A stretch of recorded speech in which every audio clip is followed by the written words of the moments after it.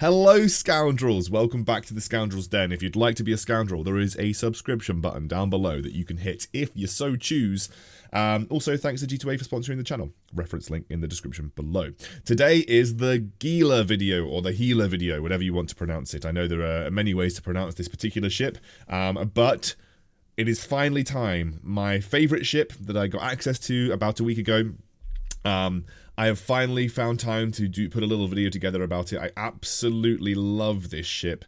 I would definitely say it's not one of the most powerful faction cruisers in the game. It's definitely, I think, eclipsed on a especially PvE and PvE setting by other faction cruisers right now, but it's just very fun, and I love drones and I love missiles, and that's what makes this ship so good. So we're going to go through my setup, going to discuss some of the fittings. I'm not going to really go through skills, but I'm going to talk about how much it cost, even though someone in the corp made it for me. And then we're going to do some Tier 8 Anomaly solos. Essentially, I was playing League of Legends during the Tier 8 Anomaly that I was doing, so just take that into context. And yeah, that's everything.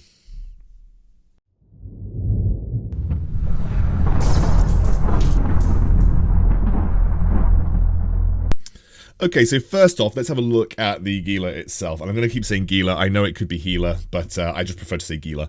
200% medium drone damage, 200% medium drone effective HP. Effective HP is not so relevant to PvE, a little bit more relevant to PvP settings. That makes drones a little bit beefier. I would not say it makes them massively beefier because they're quite easy to take out if you have the right weapons anyway, but it definitely makes the Gila a bit better as a drone ship in a PvP scenario. Per advanced medium drone operation level, you're going to get 10% medium drone damage. You can get up to 250% medium drone damage, 4 kilometers extra drone range, so you can get all the way up to a 20 kilometer extra drone range. And then per advanced cruiser command bonus, and I'm currently nearly level 5 on advanced cruiser command bonus, 10% torpedo missile kinetic damage, 10% thermal damage, and then an increase of shield resistance of 4%. A little bit like the Moa, you're going to get 20% base resistances, but you're also going to get a big bonus to your missiles. So it makes this ship pretty tanky. You can get about 35k effective HP relatively easily, but also you've got a really good damage output as well. Now it pales in comparison to the Phantasm. You know, it pales in comparison to the crew, or the Cinnabal as well. Both of those ships are very, very good, but you can get good range on this ship, and I think that's where the discussion in fittings comes in, and especially coming up to the next patch where we're going to get nerfs to medium rapid missiles. There are things to talk about there. So that is the Gila in a nutshell, and it's actually got a really good base capacitor recharge of 15.28 as well. You can see that most of the defense comes from the shield. It actually has a higher base shield than the Phantasm. So the Phantasm has a base shield of 6666. This is about 150, literally about 100 base shield extra, but the Phantasm gets base shield per bonus level, so that boosts it up massively. This is generally a bit more of an all-round ship. Got good speed, but again, not as good as the Phantasm, because the Phantasm has the afterburner bonus to it. The Phantasm is just a good ship.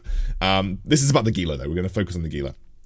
But it is a really, really fun ship, and I thoroughly enjoy playing it. It's a really good solo PvE ship, and also has some PvP aspects to it as well. So, let's talk about my fittings now.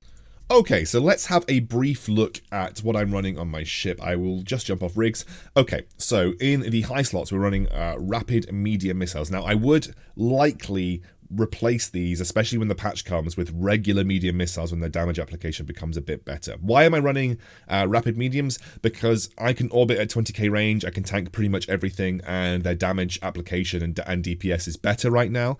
However, you are not taking advantage of your drone range by running rapid medium missiles. Therefore, running regular medium missile launches is usually going to be a bit better, especially when the nerf comes to rapid mediums. So I would either recommend running rapid mediums if you're able to tank, and most of you running a Gila should be able to tank the majority of missions that you're doing, or move over to regular medium missiles and take advantage of the range of your drones a little bit more. But yeah, I'm running rapid mediums right now. I'm not running anything too fancy. I've got no C-type loot on here, mainly because I haven't had the chance to shop in Jitter. But yes, rapid mediums for the moment, but I would probably recommend replacing these with regular mediums, especially when the rapid medium nerf comes through. I'm running 2 interruptive stasis weber fires. I don't expect to get into range of stasis weber fires usually, but if anything micro warp drives towards me, we're going to want to slow it down. I'm running 1 NOS, again, not planning on getting in NOS range, and the reason I'm not planning on getting in NOS range is because I don't want to get webbed. One of the things that I'm using as a form of defense here is an afterburner, and therefore I want to maintain the afterburner speed as much as possible. And I don't need the NOS to maintain cap stability in this ship. I'm running one Mark 7 Valkyrie and one Mark 7 Infiltrator. Now, in the low slots, we are running one large shield booster. The Outlawed shield booster, I think, is the best one that you can get your hands on right now. Two Posse adaptive invulnerability fields. And the reason I'm running two Posse adaptive invulnerability fields is because if you're going up against Garista's drones or Angel drones, where a lot of their damage either comes from cannons or missiles, they have the same damage profiles as your missiles and your cannons. Cannons deal 3 different types of damage, and missiles deal 4 different types of damage, equally split.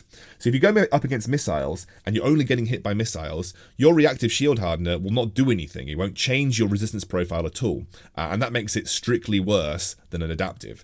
And if you're going up against cannons, you'll find that actually the resistance profiles don't shift enough to make up for the difference between a reactive and an adaptive. So that's why if you're going up against Caldari, so like Garistas or Angel, it's probably better to just have 2 adaptives over an adaptive and a reactive.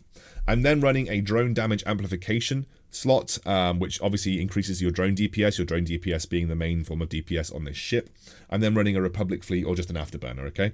So I do have a micro warp drive. I have tried out a micro warp drive on this ship, and I found that I prefer the afterburner. You can maintain cap stability that much better. You don't increase your signature radius by a huge amount. And because we aren't really looking to play the ranged drone game, we're looking to mainly keep ourselves at around 20 kilometers. I think the afterburner works better for me. It helps me speed tank a little bit of the damage, and you'll notice that, you know, when we go through, I just did a tier 8 anomaly for this video. I could go and do a tier 10 if you wanted me to as well. I've just found that it's better in terms of speed tanking to have the afterburner and reducing damage incoming, especially from, you know, cannons and missiles, etc. In terms of rigs, I'm running 3 semiconductor memory cells. Now, we did a big long video and big long post on this, but essentially semiconductor memory cells in general are going to be better for a lot of scenarios. Capacitor control circuits are good and will increase your peak resistance, peak recharge. Well, I got so hung up on saying resistance that I just said resistance. Your peak recharge in most ships by a small amount, so much so that, you know, you'd need to run your ship at full recharge rate for like 8 to 10 minutes to take advantage of the capacitor control circuits. Now, versus some PvE scenarios, that is actually better because you'll often be doing, you know, like 30-minute slogs in PvE, but I never actually dropped this ship down to peak recharge rate when I was doing my tier 8, so therefore the semiconductor memory cells are just going to be that much better in general. It also gives me more of a buffer and more of a barrier using a large shield booster that I never really put myself in danger of dropping below to cap dead, because if you drop below like 25%, 20% cap, you go cap dead, which means the recharge rate drops off massively and you kind of need to get yourself out and reset. So I'm running a drone speed augmenter and a drone firepower augmenter. The drone speed augmenter increases the rate at which your drones fire, and obviously drone firepower is pure damage. And then I'm running a core defense charge economizer 2, which increases my shield booster amount by 25%, which I think with a large shield booster gets you a lot of value. Obviously, if you're running up against EM damage, I would recommend having an EM resistance rig for your shields. But otherwise, this slot can be what you want. It could be a bay loading accelerator for your missiles, which would increase their damage output. But I wanted to have 1 defensive rig and two offensive rigs. I find that's a really good combination here. And again, when it comes to your cap, you can either run these semiconductor memory cells, or you can run capacitor control circuits. It really doesn't matter which one you choose. It just depends on the type of content that you're planning. If you feel like you ever might switch to PvP, semiconductor memory cells are always better, 99% of the time, unless you're running big, long fleet warfare. If you're looking for small-scale PvP, semiconductor memory cells are better, and it's actually the difference between capacitor control circuits and semiconductor memory cells, especially in a PvE scenario, is usually pretty minimal. So that's my fittings. Cool, let's talk a little bit about my skills. So I respec pretty heavily to get into my Gila. I respec out of all of my worm skills, reinvested everything back into medium drones. I did not take any of my missile skills away because I want to keep them for the Mordu Legion ships that will be eventually released. And you can see that I'm very close to finishing my Advanced Cruiser Command level 5. I will eventually then buy my Expert Cruiser Command as well. I'll probably go and invest back into some of the more advanced like defense skills and things like that. But let's focus on what I've actually got here. So, I got rid of all of my command other than Cruiser Command and Battle Cruiser Command. The reason I've kept Battle Cruiser Command is I do still have a Cyclone that I play in. So, Cruiser Command and Advanced Cruiser Command eventually going to go into Expert, but Advanced Cruiser Command being the most important for missile damage and resistance profiles for the Gila. Can't say resistance. I've got Afterburner, Advanced Afterburner, and Expert Afterburner all the way up to 3, mainly because I do like to use Afterburners. I'm a big fan of them. Shield Operation, this should actually, I should put a bit more skills into Advanced Shield Operation, but Shield Hardening, these skills aren't actually that important, and the reason being is that you get the activation time increase, clearly that's okay, but you also get the capacitor need, which actually isn't that important because the capacitor need is so low regardless, but you know, if you do have the time, you can put some skills into Shield Hardening. You're going to want to have your defense upgrades, so advanced and normal defense upgrades for cruisers. You know, I probably should start investing a little bit into advanced cruisers because you're going to get extra shield out, which is always nice. Engineering, you're going to want to have cruiser engineering, obviously as high as you can get it. Targeting as well, target management and advanced target management is always fine. You just want to make sure you can actually meet the max number of targets that your ship can give you. And then also when it comes to missiles, so you want to have a medium missile operation, medium missile upgrade, and I have quite a way to go to get to level 5 advanced medium missile upgrade there. You're going to want to have medium drone operation, and the most important being advanced medium drone operation. Then you're going to want to have medium drone upgrade and advanced medium drone upgrade. And actually, you don't need that many skills in just drone itself. The reason being is you get such a good range bonus on the ship regardless, and all drone does is allows you to increase the number of drones that you can control and increase the range at which you control them. Where you only have 2 drones in the Gila and you already have such a good range, and you want to be able to use both your missiles and your drones, so you're never going to be going above 40k realistically anyway, which you can already achieve with very little skills in drone itself. So those are the skills that I'm using. Yeah, let's get into a tier 8. Okay, so I kind of wanted to look at this tier 8 anomaly that you're seeing here. I've put it into 600% speed, so my ship's going to look like it's wobbling all over the place, but that's because it's just moving 6 times as fast.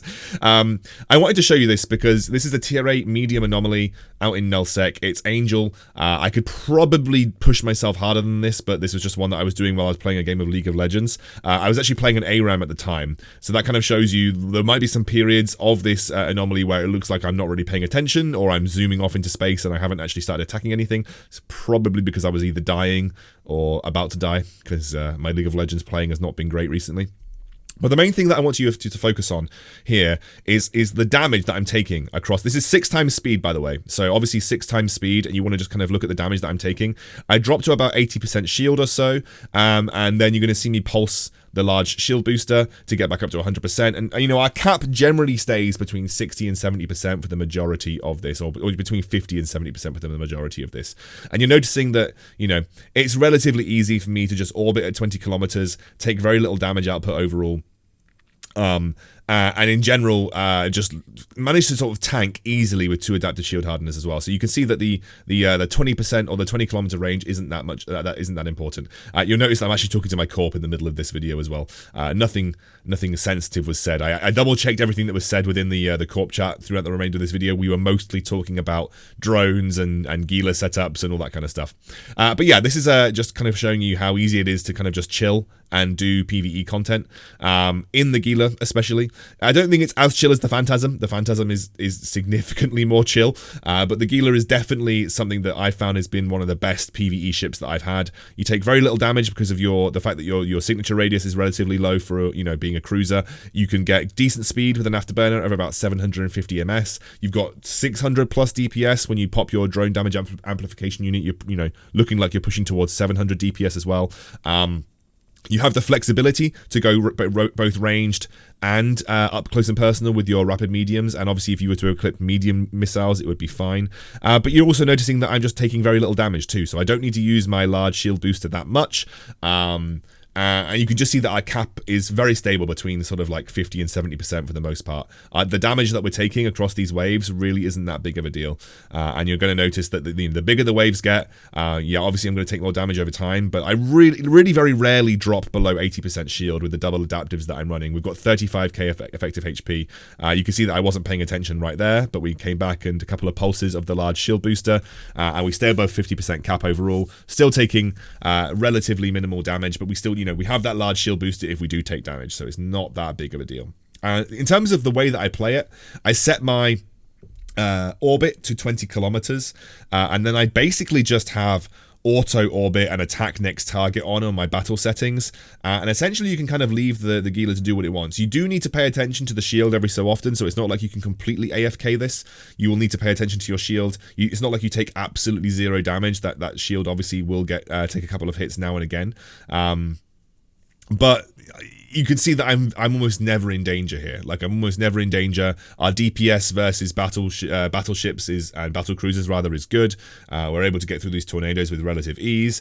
And if I do drop below 80% shield, the large shield booster will get me into back into a healthy state within 1 to 3 pulses, depending on how much damage I've taken. The only thing that you will find is that sometimes you do lose a bit of DPS traveling to orbit range, which is where sometimes regular medium missiles may come into more use. But overall, it's a relatively easy anomaly to complete, and you can see now this is where I was AFK, didn't realize the industry personnel had spawned, and they had. So that's going to be the end of the anomaly. It took me about 20 minutes to do a tier 8 medium in the Gila. That was also being like semi-AFK as well. So yeah, hopefully you enjoyed this video, guys, and I will see you soon.